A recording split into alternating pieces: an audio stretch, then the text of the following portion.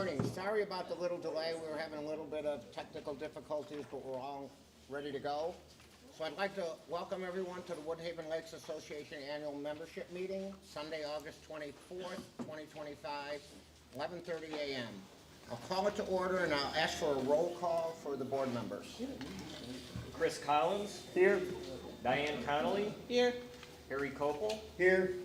Charles Muir. Here. Laura Packwood. Here. Dan Rossi. Here. John Shefstick. Here. Thank you. Okay, the next is the approval of minutes. Everyone out there should have had, if you had a chance to look, they're in the packet. I will need a motion from the floor to approve the minutes from last year. Motion so moved, Mr. President. So moved by Dick Goldbrick. Do I have a second? Second. Ryan Grace, second. Sections and lots for both, please. I'm sorry? Sections and lots. Oh, I need a section and lot, please. Section 10, lot 230. 1818, that's easy. Okay.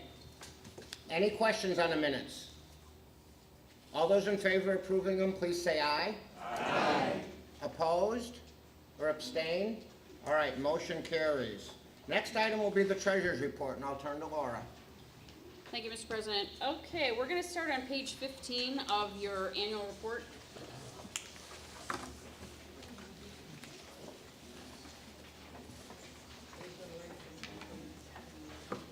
So I'm going to walk through the independent auditor's report from Selden Fox. Now, I'm not sure if you all know, but we had an auditor change from last year to this year. Last year we had Clifton Larson Allen, and this year we switched to, for the past year, we switched to Selden Fox Accounting, which are more local, smaller firm.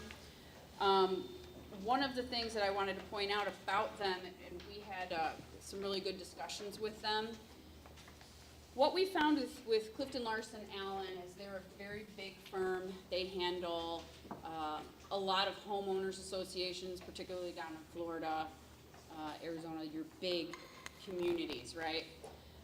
And while we are a big community, we are really not a homeowners association to that extent. We're a 501c7, which is a little different, and one of the things that the board had found when we were dealing with Clifton Larson Allen for the last 2 years was they wanted to fit Woodhaven, which is a square peg. We have a lot of different moving parts to Woodhaven. They wanted to fit that square peg into a round hole. And they were very rigid on their accounting practices and their auditing practices. And that really didn't fit for what Woodhaven does. So the staff, Jeff was very good about reaching out to Selden Fox, again, who's local, and so that's the new accounting firm that we're using to do our audits and taxes. So we had a very, very good working relationship with them this entire audit process. It took a while, but it didn't take anywhere near as long as it did with Clifton Larson 2 years prior, so I just wanted to point that out. Okay, so we're gonna go through the opinion. So Selden Fox, I'm just going to read. We have audited the accompanying consolidated financial statements of the Woodhaven Association, which comprises the consolidated balance sheet as of March 31st, 2025, and the related statements of consolidated income and association equity and cash flow for the year then ended, and the related notes of the consolidation financial statements. Our opinion, the accompanying consolidated financial statement present fairly, in all material respects, the financial position of the Woodhaven Association as of March 31st, 2025, and the results of its operations and its cash flows for the year that ended in accordance with the accounting principles generally accepted in the United States of America. Now what that means is they gave us a clean opinion. So we have an unqualified opinion. There were no findings in this audit process. Their basis, we conducted our audit in accordance with the auditing standards generally accepted in the United States of America. Their responsibility under those standards are further described in the auditor's responsibility for the audit of the consolidated financial statements section of the report. The prior period of consolidation financial statements. So the reason that they put this in here is because typically the audit firm highlights the past 2 years because they did not perform the audit the prior year for 2024. they have noted that it's in here. So what they said is the consolidated financial statements of the Woodhaven Association as of and for the year ending March 31st, 2024, were audited by other auditors, and as I've discussed, that's CLA, Clifton Larson Allen, who report dated August 8th, 2024, and expressed unmodified opinion of those statements. Again, that was a clean opinion. We didn't have any findings done either. So next I'm going to turn to page 17.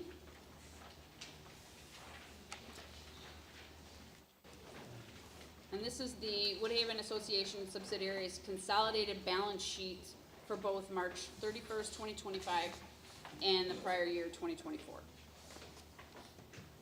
So the assets, cash on hand in the bank and cash equivalents unrestricted, we had $5,100,807 in 2024. We have $3,560,322 for 2025.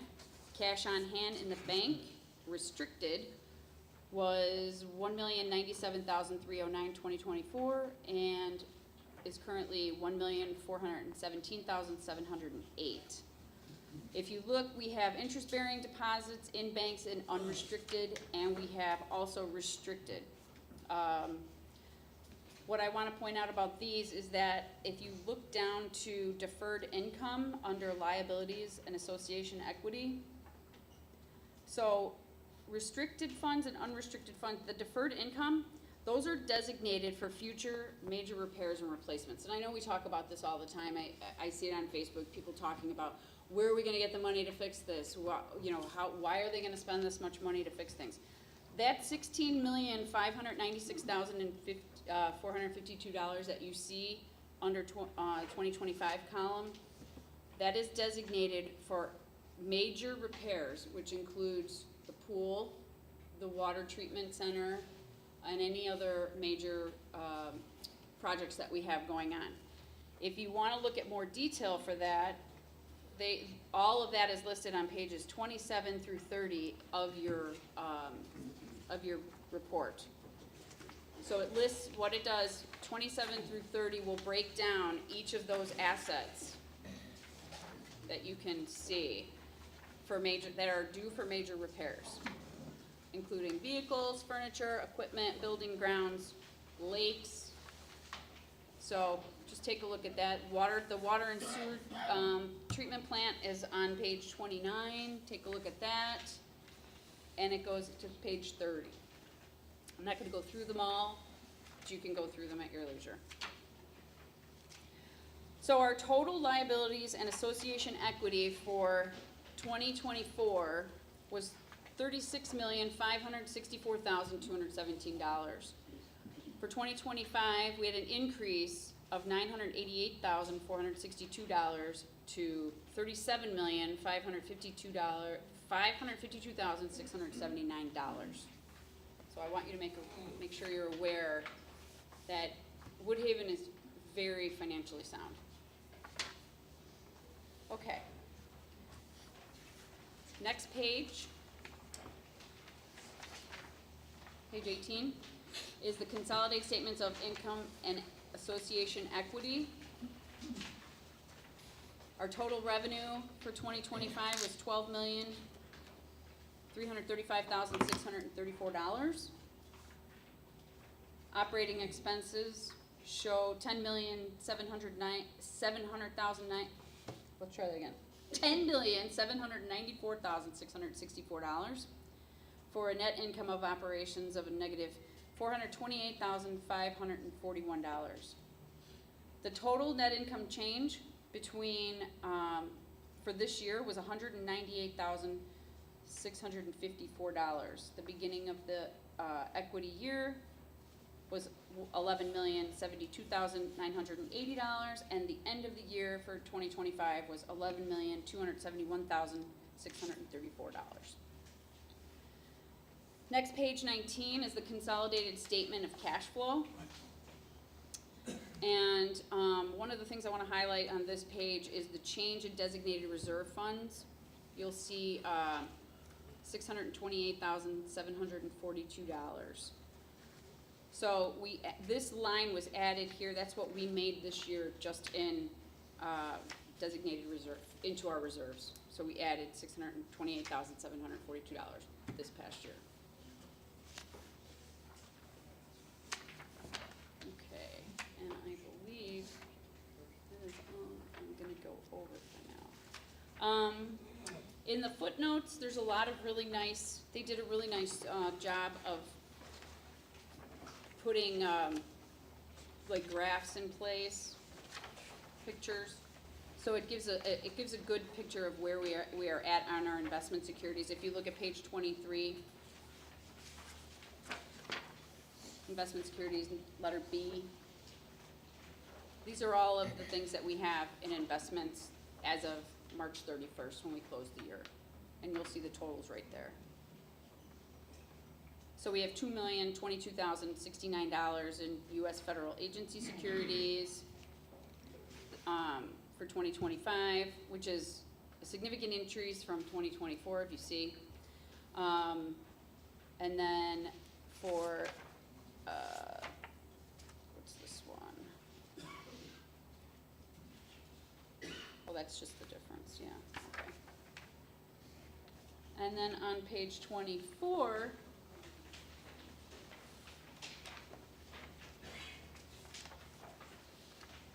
this is the consolidated financial statement of investment in property, plants, and equipment. These are our fixed assets. So I wanted you to all see that because we have the total cost of our fixed assets right now, investment in property, is $42,316,517. We have a lot of stuff that we have to take care of here. A lot of assets, a lot of major buildings and fixtures. So everything that you see here within that $42 million are things that the association has to take care of at one point. Grounds, roads and parking lots, lakes, pools and courts, vehicles, furniture, equipment, buildings and improvements, water and sewer system assets. And they're all highlighted, and it all shows the 2025 accumulated depreciation value of those are listed. And that's one of the things that, again, with the pool, I know there's a lot of chatter about the pool 2 being rebuilt. It's an asset, it's a fixed asset that we have to replace. And yes, it's gonna cost money out of our reserves to do it, but it's something that just needs to be done, and it'll be good for the next 40 years after that. So I just want everybody to be aware of that. And then page 25 is the value of our reserve fund.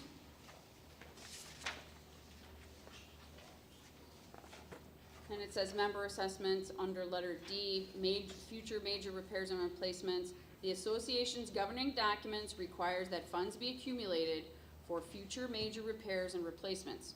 Accumulated funds are held in separate savings accounts, certificates of deposit, and investment securities, and are generally not available for expenditures of normal operations. The association has 2 separate reserves for its capital assets, one for the water and sewer system asset, and one for the remaining association-owned assets. The association conducted studies to estimate the remaining useful lives and replacement costs of the components of common property and use this information to estimate future cost. The total actual reserve on March 31st, 2025 amounted to $16,596,452, $3,633,500 for the water and sewer system reserve fund, and $12,962,952 for the association reserve. On March 31st, 2024, the reserve amounts are then listed. Actual expenditures may vary from estimated future expenditures, and the variations may be material.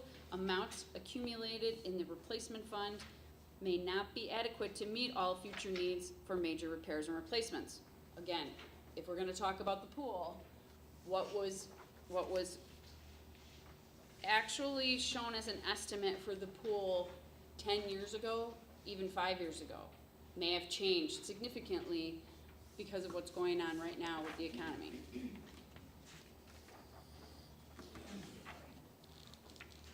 If additional funds are needed, the association has the right, subject to the board of directors' approval, to increase regular assessments, pass special assessments, borrow funds, or delay major repairs and replacements until funds are available.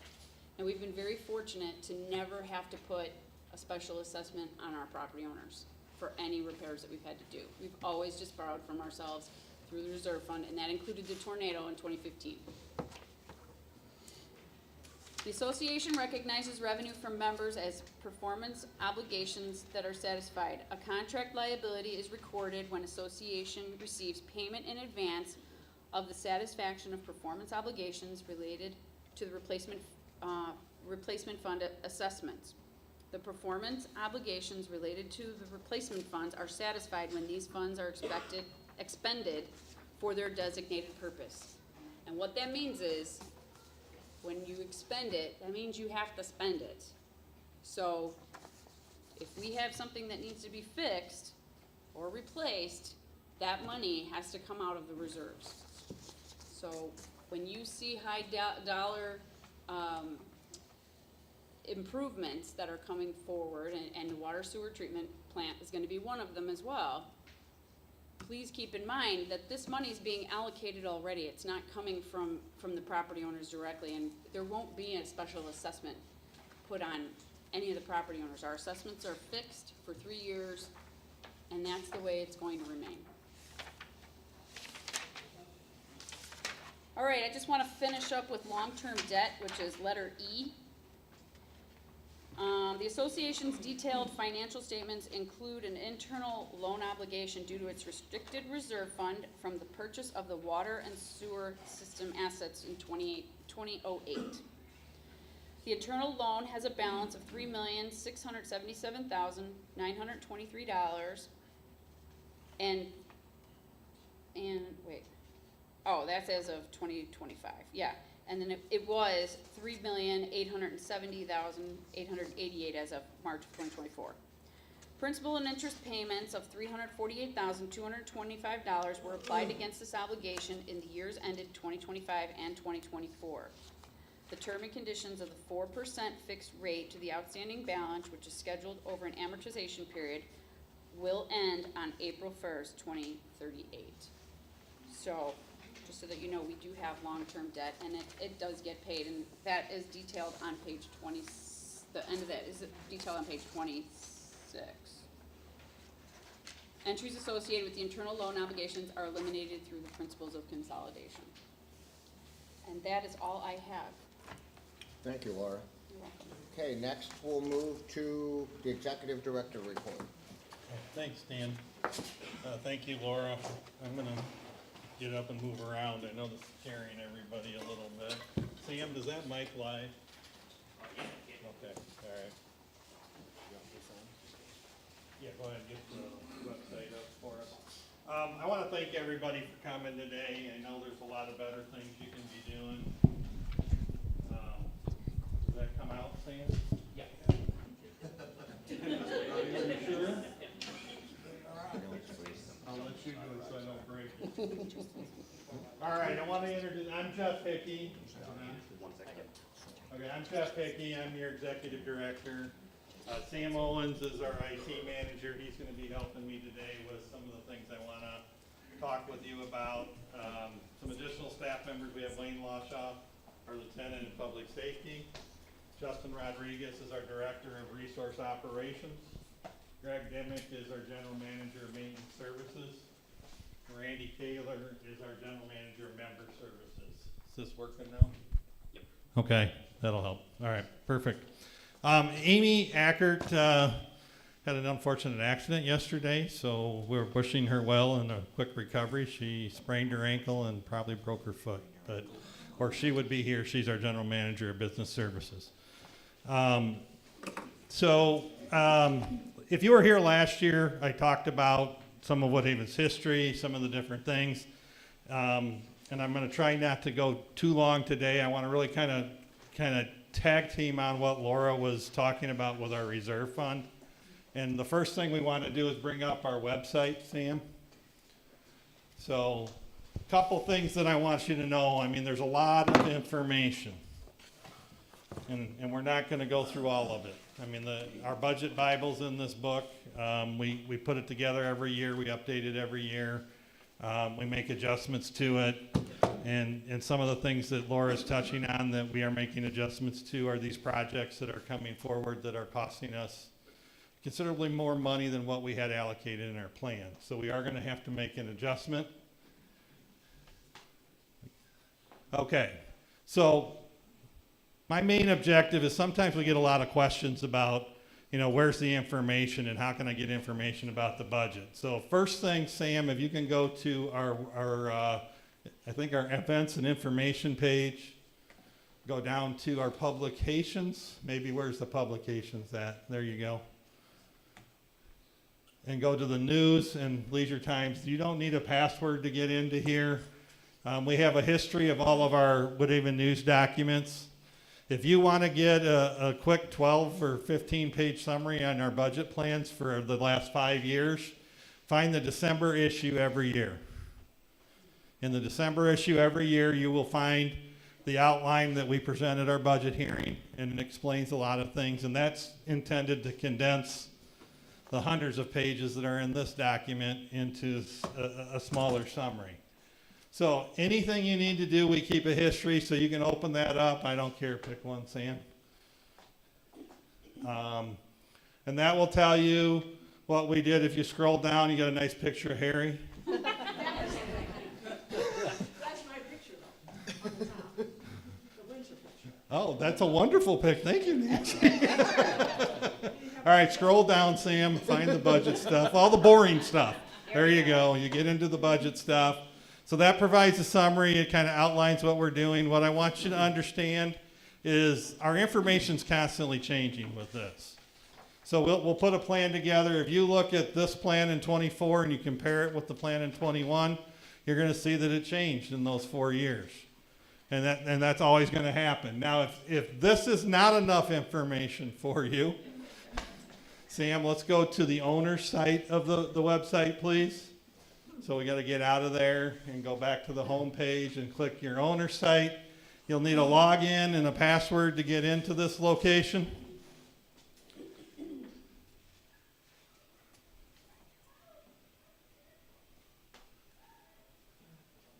And it does take a while. I don't know, I noticed that on mine. And we got a nice picture of Laura on this page at the moment. Documents and information, Sam. So if you go into documents and I believe minutes. Okay, scroll down. You're going to see all kinds of things. Our governing documents, we got board meeting minutes, but for the financial stuff, Sam, scroll up a little bit to the light blue there. So your financial and budget documents are provided there. So if you get into the long-range plan and all of the different things, it outlines everything in this book. This is what your finance committee, your facilities planning committee, they work on basically year after year to build a plan so that we can figure out how we're going to pay for the improvements we make out here, how we're going to pay for our operations and our activities. As you'll see, we have a history. Sam, how many years do we have on there? If you pop open those pluses, you should have that same information all the way back to 2019. So most importantly, I'm not going to sit here and walk through everything we do. I don't think anybody wants to be here that long. But I would encourage you, if you want to get more information, you go in there. It looks, okay, that's 21. We'll always have our audit. We try to have our audit report linked, and we have our budget at that point in time. So I would encourage you to look at that. So one of the things that we're dealing with right now with regards to our reserves, so Sam, go back to the PowerPoint. There's just one simple slide that I shared with the membership at your budget hearing last year. And it was intended to sort of, it's an oversimplification of what you're dealing with as a community. But we wanted to illustrate and show you that. And this should work now, Sam, right? Okay. So basically what I introduced to them, and there's you can view this entire presentation on that owner page as well. So you can watch the whole presentation. But we did an analysis where we just said, if you're 100-year timeline as a community, what do you have to deal with and what does reserve funding have to deal with? Okay. So one of the things we know with reserve funding is we try to plan for our future projects. We try to identify those, and you have projects that are 15-year assets. You also have projects that are 5-year assets and 10-year assets.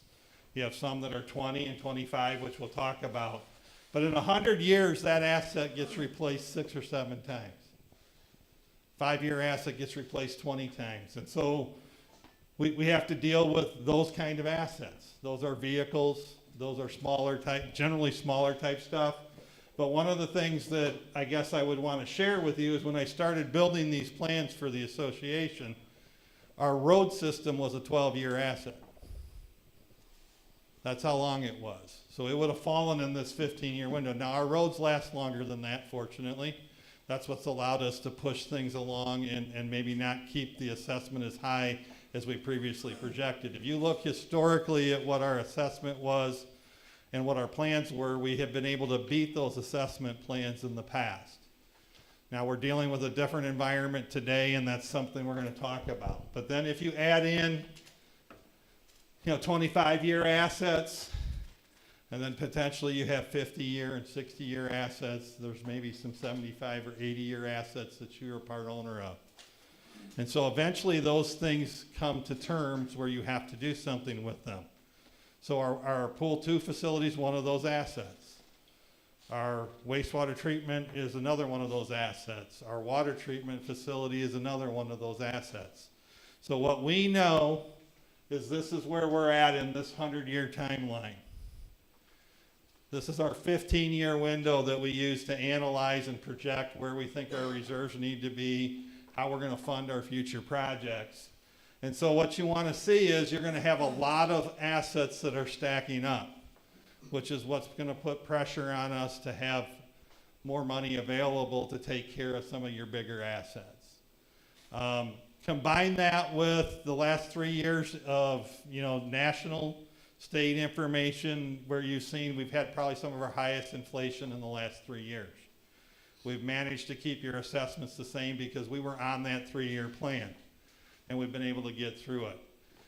When you look at our budget or our annual report, we've got a plan right now that's presented to you that's going to raise your dues by $200 this coming cycle. Our plan is to leave it the same there. Now there's a little bit of misinformation about whether or not we're hard and fast on that 200.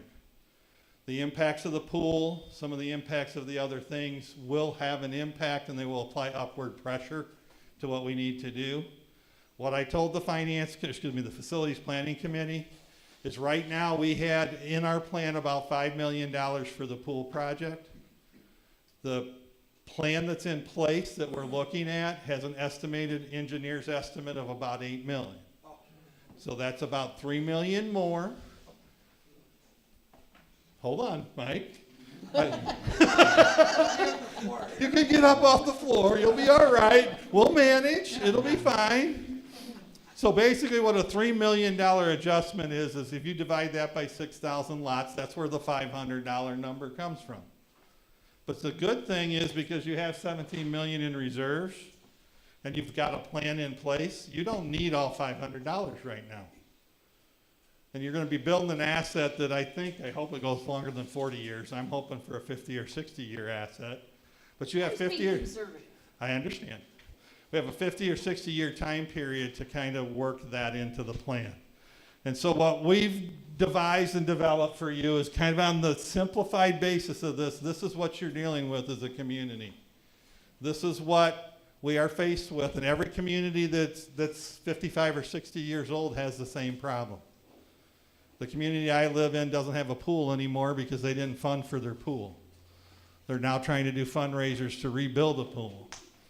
And that's just how it works. And in your case, we've been planning for this kind of stuff for years. Now the challenge that's always going to come forward is the numbers are going to change and adjust. My main objective in directing the board, advising the board and working with the board and the committees is to try to make sure we get the most accurate numbers we can, so that we don't go in and say, we're going to give you a picture and a presentation and say that's a $5 million pool. No, it's not. What you're looking at is an $8 million pool. Now, if we know that's what we want and that's what we decide to do, we'll find a way to pay for an $8 million pool. And we can do that. It's just like we faced in 2015 when we got hit with $2.5 million in cleanup costs from a tornado that we didn't plan for.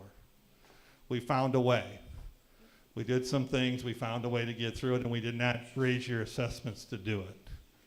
I'm not gonna guarantee that. There's gonna be a wobble on these assessments. So don't expect us to go through the next budget process and end up at 200. But it won't be 500. It won't even be 300. There will be an adjustment that may have to be made over time to replenish what you're gonna need for this particular project. And that's how your reserve fund works, okay? That's enough, Sam, you wanna turn that off so that we can get, I don't really have anything else. I guess I wanna close up and just kind of talk about you know, the concept of volunteering and different things, and we're going to do acknowledgements here. Dan's going to take care of acknowledging all of our volunteers and the other people that are involved. But I also want to stress how hard it is for the 7 people sitting in the chair up here. I've seen a few other people here that were here and left, but I see a few more that are still here, I think. Oh no, they left. I told you last year my number's 38. And what I meant by 38 is I've been here 35 years, and there's been 7 different individuals in these chairs in my 35 years. So if you want to get involved, if you want to be involved in how we operate, you have an opportunity next year to increase my number, potentially. But I want to thank the board, I want to thank the volunteers, I want to thank you, the owners. It's a really great community, and we're at a bit of a crossroads, but this is something that I think will be very good for you, and it will build your future, the things that we're faced with right now. We will find solutions, and they will keep your dues at a very comfortable level, comparatively speaking, to the market. Not necessarily what an individual situation may be. The best thing I can tell you is we want to keep Woodhaven at a place where you can use it, if you can afford to and want to use it, and if you need to sell it, you can sell it. That's the challenge that you have, and that's what our kind of our basic goals are. So thank you for listening to me.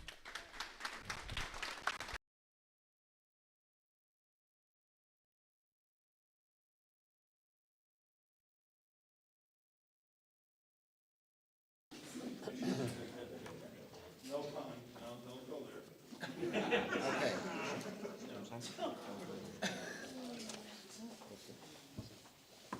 Okay, thank you, Jeff. Next thing will be the state of the association, and I would like to read a little statement that we've developed. The State of the Woodhaven Association message is an excellent annual exercise to reflect on our past accomplishments and challenges, and also to look ahead at our upcoming projects, programs, and initiatives to determine how they will shape our community in the future. This past fiscal year was relatively unassuming by Woodhaven standards. We didn't have a major storm or any other significant crisis to manage, as it seems we do for several previous years.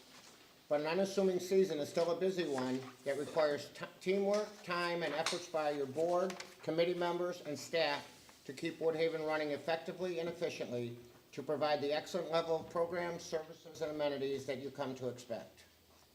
Looking back, one of the major focuses of this past year is certainly one of our finest natural assets, Woodhaven's deer herd. The Deer Management Ad Hoc Committee, through extensive data collection, debate, and review of information from industry experts, recommended implementing a deer management program to help maintain a well-balanced and healthy deer herd. Unfortunately, last fall, the deer management program permit application was denied by Illinois Department of Natural Resources, citing need for additional statistics and more detailed information. Staff has been working closely with the representatives from IDNR over the past season to help develop a more detailed management plan, which we will submit for approval this coming fall, to allow us to implement deer management efforts early next year. Two big projects that were initiated in fiscal year 24-25 were major improvements to 2 of our aquatic facilities. At Pool 1, the mechanical room was renovated and included an upgraded Phase 3 electrical feed panel, along with replacement of pool heater, pumps, and filtration system. These improvements will help ensure that Pool 1 will operate efficiently for the next 30 years, when Pool 1 is scheduled for replacement. The beach also received a serious facelift with the primary goal of slowing erosion on the beach sand and into the lake, and to provide user enhancements and upgrades for more enjoyable beach experience. Upgrades include retaining walls, two-tiered concrete seating, an observation area near the new rental boat dock pier, and new beach access fencing. Looking ahead, we have several large projects on the horizon that will definitely shape into Woodhaven's future. Our third aquatic facility, Pool 2, and the accompanying bathhouse is scheduled for replacement in 26-27 fiscal year. We've already begun the process of reviewing potential design ideas and associated costs, with the hopes of breaking ground in early September of next year for summer 2027 opening, which is what Jeff was just alluding to. Some projects are more difficult than others, and replacement of the Lakeside Center building has certainly been challenging over the past year. Highly inflated projected building costs compared to what we have allocated for the project forced us down several different paths which we weren't anticipating. However, we're committed to providing you a replacement facility to enhance our fitness services and equipment at a cost much more in line with what we have budgeted. In the true spirit of Woodhaven and our environmental focus of both protecting and utilizing our natural assets and resources, we are currently investigating the feasibility and related costs to provide alternate energy sources through the installation of solar panels at several of our common facilities throughout the property. While this is undoubtedly a project that's considered a green initiative, our main focus is to reduce the association's reliance on the power grid, thereby stabilizing rising energy costs and providing long-term cost savings at a fairly quick rate of return on our investment. When I drive around Woodhaven, I'm in awe of what Woodhaven has to offer, both in terms of our first-class facilities and amenities, along with the natural beauty and serenity of the trees, prairies, and lakes on which they are set. I'm extremely thankful to Woodhaven's past boards, committees, and managerial staff who made it a priority to not only protect but also enhance our assets over the course of Woodhaven's lifetime. Their tough decisions, which were undoubtedly met with opposition at times, as we all know, especially when increased or additional funds are required for these improvements. It helped shape Woodhaven into what we are today, the finest recreational property owner community in the country. Your current board of directors recognizes this past accomplishments and also understands that we too are stewards for a future generation of Woodhaven owners, and that our decisions will determine how Woodhaven looks for the next 25, and even 50 years. As always, we will continue to prudently manage your association funds throughout the process to ensure that all current and future assets are maintained and improved upon with a balance of fiscal responsibility. When I and all your current directors no longer serve in this capacity, we hope to look back and say we left Woodhaven and this awesome community better than we found it. Thank you. Next item is new business.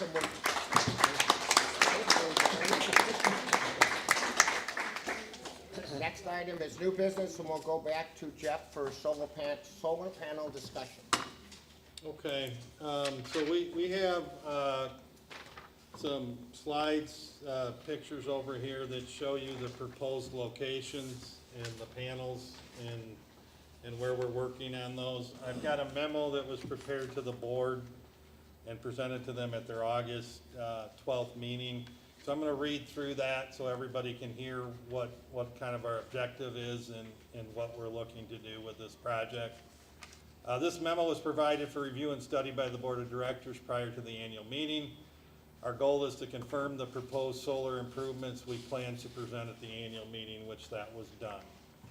The objective of the annual meeting is to inform the membership of these improvements at 10 locations on property and to explain why time is of the essence. As a point of clarification, members are not required to vote but should be encouraged to provide public comment, ask questions, and express their views on the solar improvement projects after the summary presentation is completed.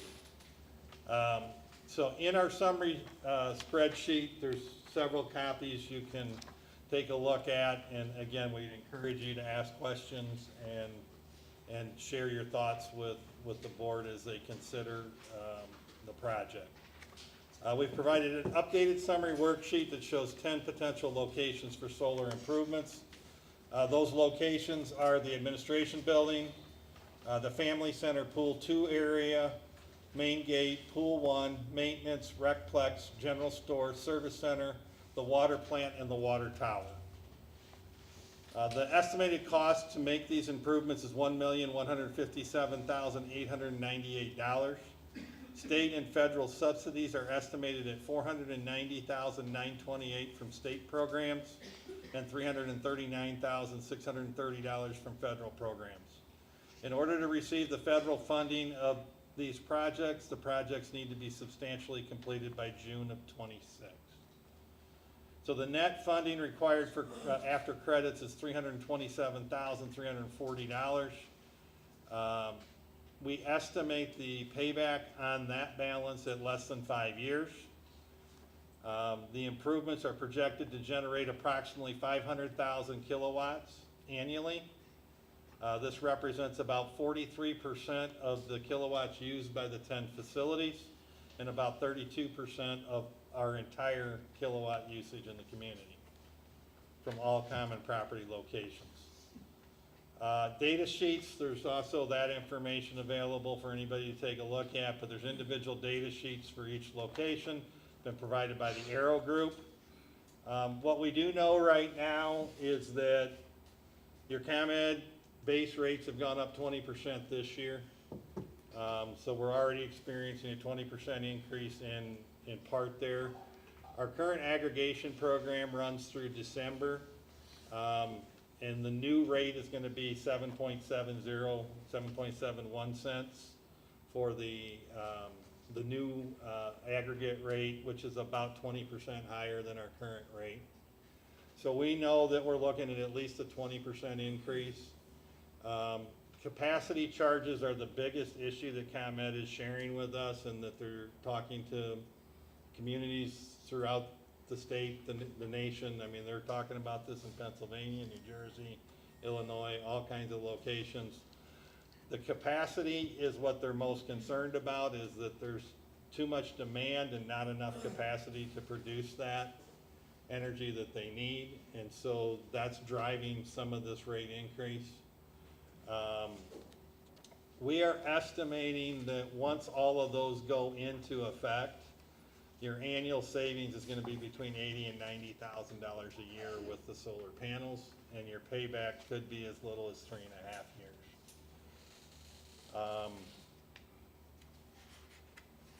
That is the presentation of the information. We would encourage people to ask questions. We can clarify our statements regarding what our due diligence has been to this point.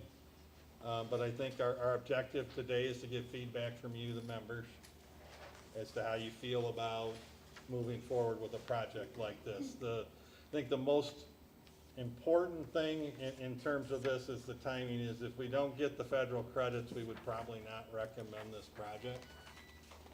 And in order to get the federal credits, we need to initiate the permitting process relatively soon, because that's gonna take about 6 months. What? Are you taking questions now? Absolutely. Has an assessment been done? Craig, you need to come to the mic, please. And give us your section, lot number, and name, please. Good morning, I'm Greg Swanstrom from Section 4, Lot 183. And I was just wondering if an assessment's been done on the properties where the solar panels will be installed, to see if any structural enhancements or reinforcements will need to be added into the budgeting for that. All of the sites have been evaluated by the Aero Group in preparing the proposal, and they've taken into consideration all of the aspects of what needs to be done. What they shared with the board at their last meeting is that part of the permitting process involves ComEd signing off on the improvement. So there's always a possibility that ComEd will look at that and then say that additional improvements might be needed, and we'll have to cross that bridge when we get to it. But there are things structurally in the electric structure of our setups that may have to be improved or adjusted to accept this. Okay, but that's not something we're gonna be ambushed with. No, I mean, it's going to be a similar obstacle to what we ran into with the pool and mechanical, will be on their timeline. Thank you. Yep. Other questions? Somebody's coming. Sir, can you give us, name, section, and lot number, please? Chris Prangle, section 2469. Laura, you talked about reserves for ground maintenance. Can you speak a little bit about what that money is? We're not Okay. in member business Not- from the that'll floor be right now. done. Can you bring that up during member business? Right now, we just have questions About on solar. the solar panel. You're welcome to come back up under member business. Anybody else have anything on solar panel? Dave Dejanay, Section 1, Lot 84. I didn't understand the payback period time. Initially, you said 5 years, and then later you said 10 years for something. I didn't understand that. Okay, the 5-year payback is based on your current electric rates, which is about $68,000 a year in savings annually. So it will take about 5 years to pay back the $327,000 Right. in that time period. With higher rates, which is what we're gonna be paying when these improvements are made, your electric charges are gonna increase, and so the savings is going to grow and be bigger. So you would get about an $80,000 to $90,000 annual savings, which on the $327,000 would get you to almost 3.5 years payback.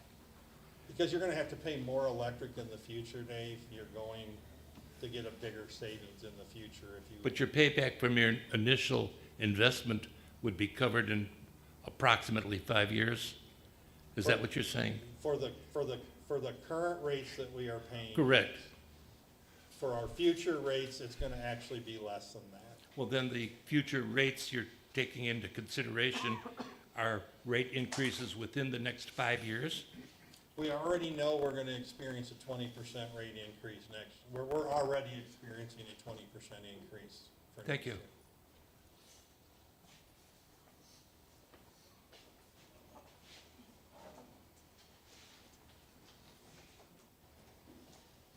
Hello, Glenn at Section 5405. Couple questions. First questions, who's going to be maintaining these solar panels? Who's in charge of any repairs on it? There's warranties that come with the panels.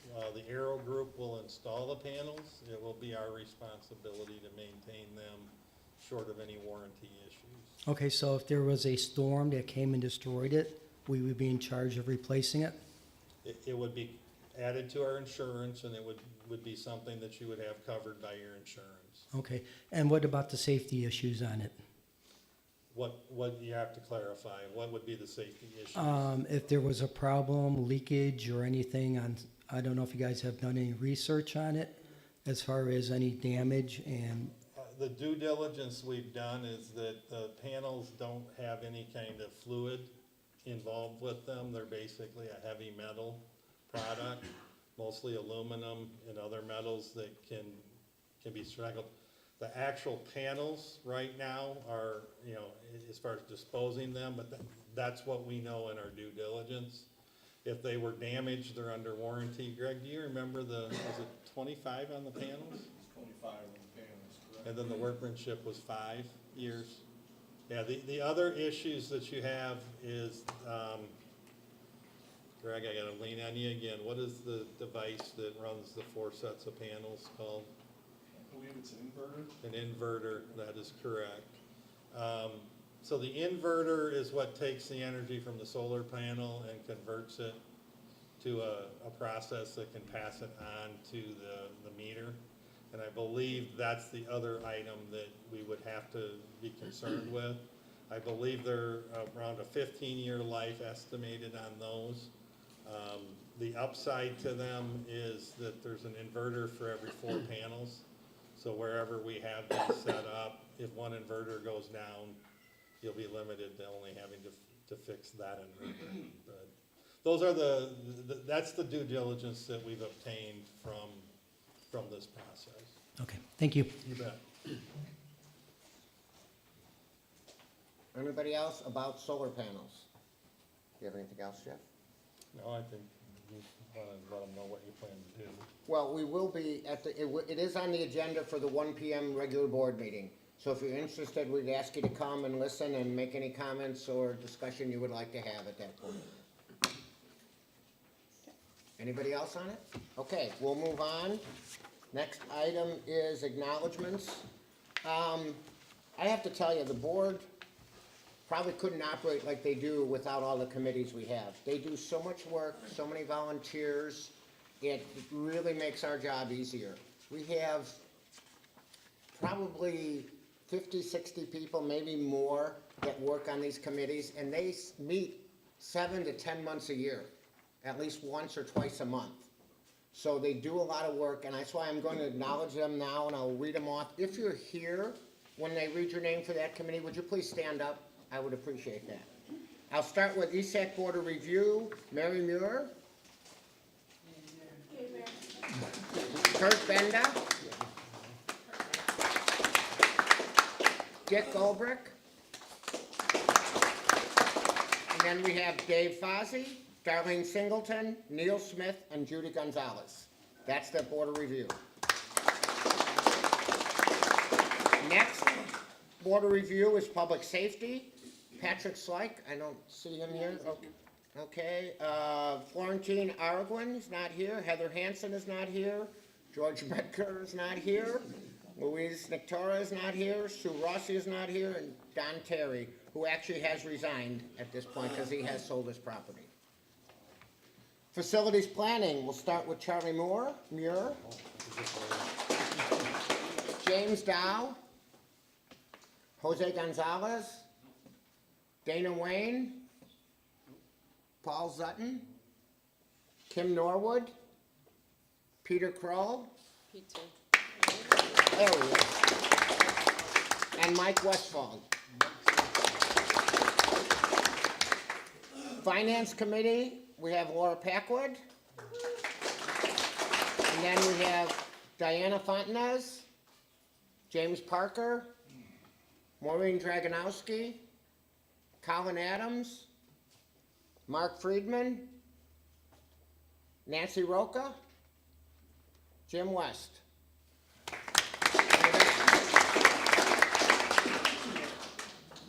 Okay, Communications Committee, Diane Conley.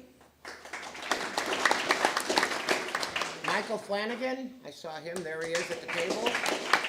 Diana Koppel. She had to leave, okay. Ralph Pimental, back in the corner over here. Barb West, I saw her, there she is. Karen Larson. There's Karen. And Brian Hannon. No? Okay. Deer Management Ad Hoc Committee, John Shefsick and Harry Koppel. Tom Holland. Kim Norwood. Ralph Pimental. Lori Stoltz. Bonnie Lowry. Roger Phillips. Christopher Sportum. Okay. Audit Committee, Jeff Hickey, Amy Ackard, Laura Packwood, and Dan Rossi. Environmental Committee, Dave Fozzie, Jeff Hickey, and Linda Kustianis. Section reps, again, they're not an actual committee of the association, but they are a well-run machine that does a lot of work and helps us with a lot of different projects going on. And they do a lot of information relay back to the lot owners that are in their section. Lori, would you like me to read them all, or why don't you read them all? You know the names better. Come on up. You're good at this. Come on, you do it every month. Go up by the mic, Go Lori. by the mic. We probably don't, hopefully. Nancy Pat Service, Jane Elliott, I didn't see them. Maria Del Grazio, Judy Gonzalez, Greg Swanstrom, Greg, Pam Smith, Pat Luby, Dale Fildis, Michael Flanagan, Karen Larson, Lee Patterson, Linda Smith, Mary Muir, Jack Myers, Bob Palatine, Tony Lona, Rosa Galarza, sorry, John McCarthy, Heather Hansen, at home on the couch, Missy Sophis, Lee Campbell. Oh gosh, Nancy Jackson's on here. Elaine Ayers, Ernie Mitchell, Rich Sigenfuss, Diana Fontanez, Angel Rivera, Anthony Cerullo, Mike Connolly, I saw you somewhere. Shante Stocking, Joe Sedovic,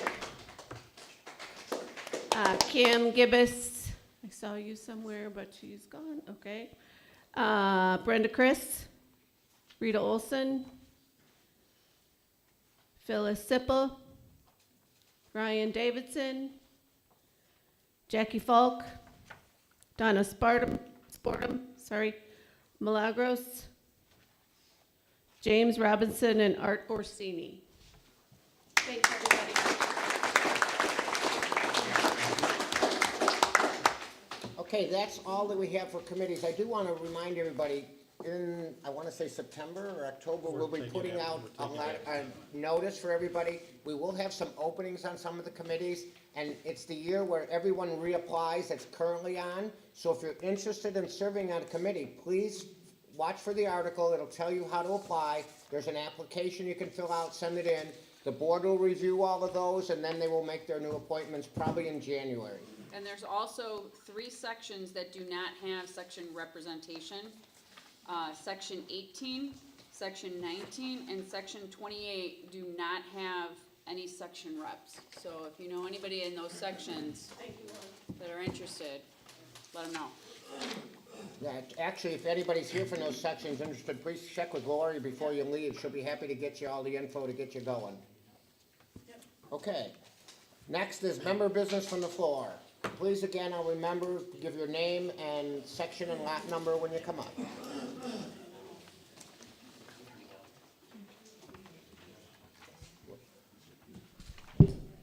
Chris Prangle, section 2469.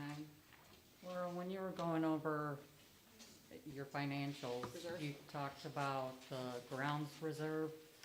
Can you The explain? grounds reserve? Yeah, on 24, I believe. We have a category for grounds.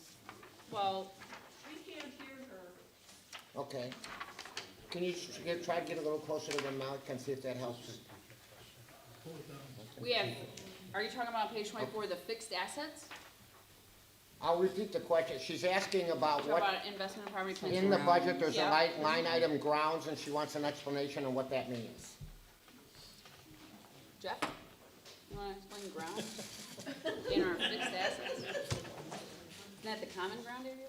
It's our trails, Yeah. would be an example, anything that's not a physical structure. Well, I would think it would be any of the common assets, correct? A Not the common a- area. Yes, including the Assets. trail systems. Okay. I have a tree in common area that is damaging my culvert, and when I reached out to staff, they told me it was my responsibility to remove it. Can you help me understand why? Because I shouldn't be Do you know cutting who down talked to the trees. staff? Who did you talk to? It was ESAC, it was Deb who first told me, and then, God, I'm drawing a blank on her name, our director over in Sue. Sue then confirmed that what Deb told me was correct. They said a common ground tree that is damaged is your responsibility to remove? The tree in common area is damaging my culvert. In your culvert. So And- yes, if it's in your culvert, it would be your responsibility. It's not on my property. It's in common area that sits in front of everybody's lot. Okay, as a board, we're not aware of this at all. We can't really answer that question. I can refer you to staff and let them discuss it, please. Yeah. I can't discuss something that we have no knowledge of with you. I understand that, but who do you suggest I speak to? Any of the general managers you can talk to, if you have not already. If you've gone to, go follow the chain of command, and then get till you get the decision that, a final decision from them. So if you started at ESAC, you can go to whoever the general manager who ESAC reports to. Are That you, would be Randy? so I need to go to Randy Yep. Yes. to do what? Get a response or tell him more about the situation? You'll need to sit and talk to him.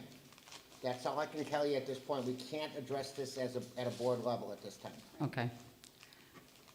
What projects do section reps help the board with? Pardon me? You made a mention that the section reps help the board with Correct. projects. Correct. What type of projects are they Any help? projects we have, the section reps, I actually go to their meetings, go over everything with them. The section reps then bring it back to their section meetings. So they are disseminating the information better than any of us could individually. So they make sure everybody, the lot owners that they represent, get all the information that we've presented to the section reps. And we put it in the newsletter, but a lot of people don't read that. Sometimes it's better to have one-on-one, having the section reps meet and talk to their sections. Okay. Will the annual meeting video be on YouTube? Yes. Okay. Sam, it will be on there? Yep, it's on there right now. Okay. How can we get those loaded to our website? Because when you look at YouTube, many meetings aren't available. And Dan, you encourage us to watch these if we can't attend the meeting, but they're not available. So can we put those on our website to make it easier for the property owners? Sam, are most of them on there already? I believe there's a few links kind of in the section that Jeff was going over for the annual meeting. Those should be posted on the website with links to where the video sits on YouTube for those annual ones. Okay. There you go. So it's in those budget links? Okay, thank you. You're welcome. Anybody else like to come up under member business?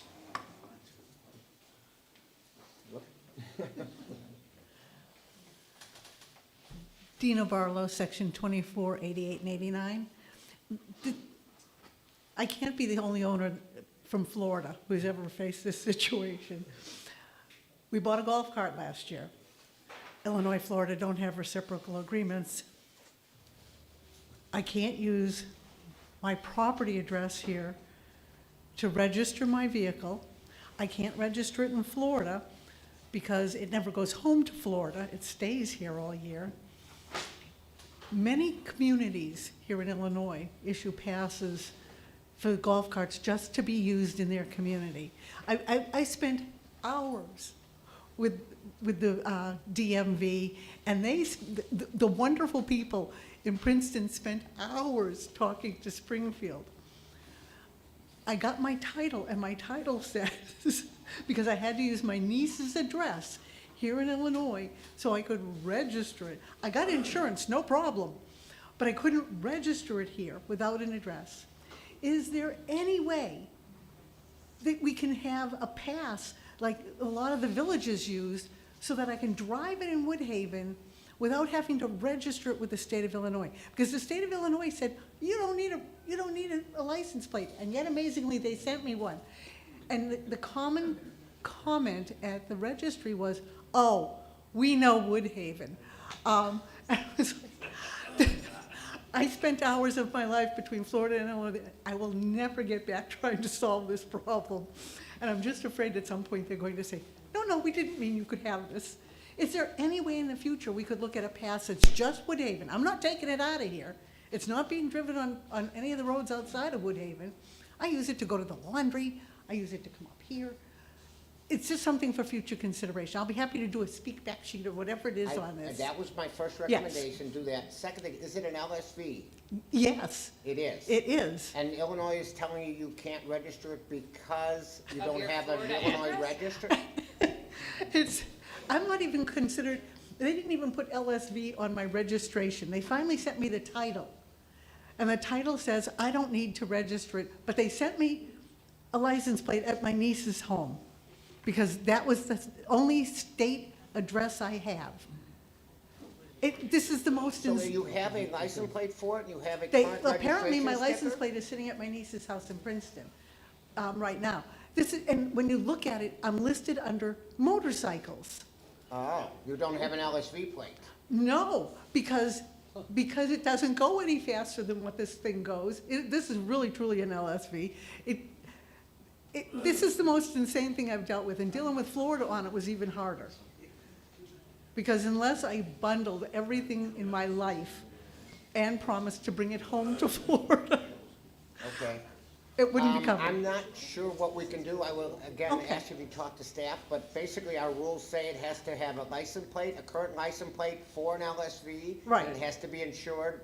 And right now, your struggle is with Florida or Illinois getting Well, it's that. with Illinois now, Yeah, because I getting wrote that- Florida off. I and that's- understand. That's the problem, And, though, and I with know, Illinois. it's a Woodhaven rule, but that's, like I said, there are villages in the state, I've been through several of them, that they issue passes, and I have it insured. It's insured with Foremost, just like our trailers are.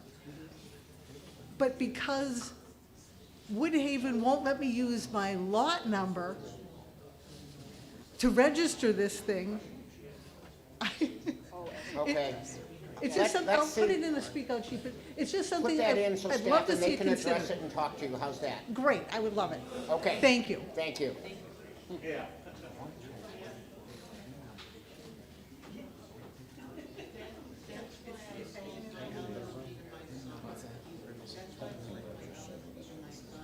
Hi, Glenn Goranke, Senior, Section 5405. I want to know if we have any regulations as far as people flying drones over our property. We don't have anything in our rules right now. Is it possible to get something? Why don't you answer that? The flying of drones over a residential area or any public place is covered under both state law and federal FAA regulations. So we, as an association, don't have a rule against it, but there are rules governing the flight of drones that are subject to state and federal law. I understand that, but can we get some for Woodhaven? Because we had someone flying a drone over our property, and it was a couple older gentlemen, and concerned about my wife and children. Yeah, we can look into adopting some sort of rules to cover it. I don't know the rules, state and federal regulations, but we can look at those and see if we could adopt those as part of Woodhaven rules as well. Thank you, I appreciate that. Every January, we start reviewing rules that need to be added, changed, or deleted, so that can be brought up during that, and we will start looking into it. Thank you.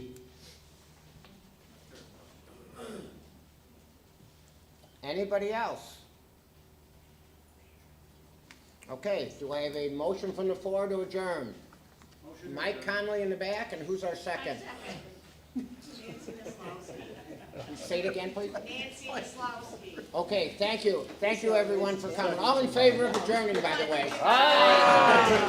Thank you.